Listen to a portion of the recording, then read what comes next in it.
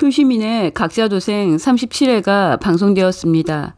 강태민이 태호가 할머니 최명희 고문이 계신 곳을 알려주지 않자 태호의 차를 직접 운전해 운행 기록을 확인해 의천빌라까지 찾아가네요. 조금 무서웠습니다. 지금 승계 전쟁 중인 태호가 검찰 조사를 받고 있는데요.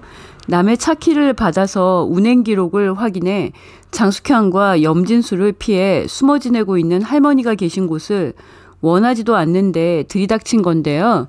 최명희가 문을 열고 나왔다가 강태민을 보고 소스라치게 놀라네요. 의천빌라 골목길에서 태호가 효시미를 웃는 얼굴로 따뜻하게 바라보던 걸 방긋순과 지켜보며 명희의 얼굴에 번지던 그리움과 눈가를 적시던 눈물, 태호가 선순의 패딩을 사서 의천빌라로 왔던 날 선순을 못 만나고 돌아가던 뒷모습을 보고 손자 태호를 부르던 할머니 최명희의 무장해제된 모습과 너무 달랐습니다.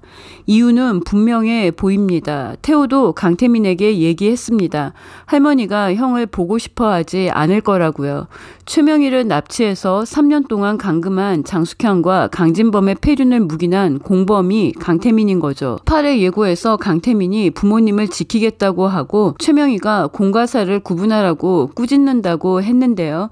태호와 효시미를 만나며 얼굴에 편안함과 여유를 찾아가던 최명희가 강태민을 만난 후 스산하고 쓸쓸한 얼굴로 의절한 아들 강진범의 구두방을 찾아간 장면이 선공개되었습니다. 명희가 강진범에게 묻고 싶은 게 있다고 했는데요.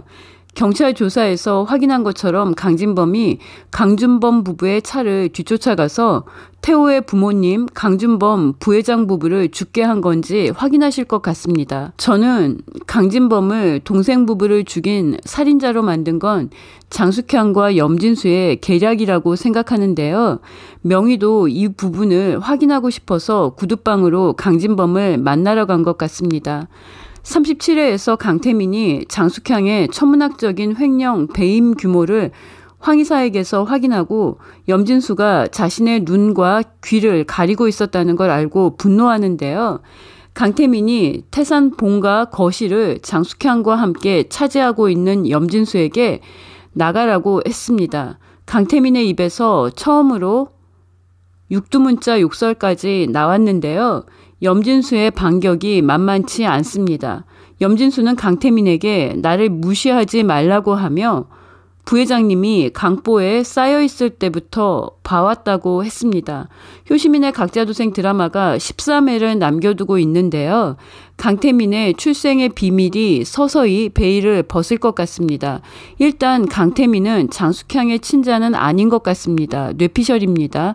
장숙향이 피는 못 속인다며 자신들의 시나리오와 계획에서 벗어나지 않는 강태민을 보고 순진하다고 했는데요. 이때는 미술을 전공한 태호의 어머니가 장손자인 강태민을 아꼈다고 해서 불임인 강진범에게 친양자 입양되었을 가능성이 제기되었습니다. 최명희가 TV라이브 최 회장에게 처음으로 강태민을 언급한 것도 복선으로 보였는데요. 염진수가 태희를 대하는 것과 태민을 대하는 게 완전히 다르다는 걸 37회에서 극명하게 보여줬다는 생각이 들었습니다. 물론 태희는 염전무에게 욕은 하지 않았습니다. 그러나 돈 얼마 받느냐는 등 무례한 말은 강태민보다 더 많이 했습니다. 심지어 왜 엄마 꽁무니만 졸졸 따라다니냐는 말까지 했습니다. 강태민이 염진수를 통해 입양된 입양아일까요? 입양아일 가능성도 충분해 보입니다. 장숙향이 강태민이 자신의 계획대로 움직여주지 않았을 때 염진수에게 우리가 호랑이를 키웠다는 말도 했습니다. 38회 예고에서 강태민이 장숙향이 태산에서 누리던 모든 지위에서 물러나게 하고 장숙향, 강진범 부부를 횡령, 배임, 주가 조작 혐의로 고소한다고 선언한 태호와의 협상을 준비한다고 했는데요. 강태호와 최명희가 장숙향, 강진범 부부와 염진수에게 제대로 복수하길 바랍니다. 강태민이 살아있는 최명희의 장례식을 치른 폐륜 며느리 장숙향과 묵인하고 있는 강진범을 지키겠다고 했으니 이제 공범 확정으로 보입니다. 대가를 치를 것 같습니다. 태호가 태호가 면회 온 효심이에게 결혼하자고 프로포즈를 했는데요. 태호가 석방되자마자 효심이를 찾아가고 선순도 태호를 집으로 데려오라고 했습니다. 이선순이 태호를 위해 특별한 날에 만들던 코다리찜을 준비하는 것 같습니다. 태호와 효심이의 예쁜 결혼식을 기다리며 효시민의 각자도생을 봅니다. 효시민의 각자도생 37회 리뷰와 함께 소개할 책은 저넷 게이드버그의 강한 딸 만들기입니다. 최명희가 효심이에게 태호와 내가 힘들 때 많은 위로를 받았다고 하면서 효심 씨는 따뜻하고 강인한 사람이라고 했습니다.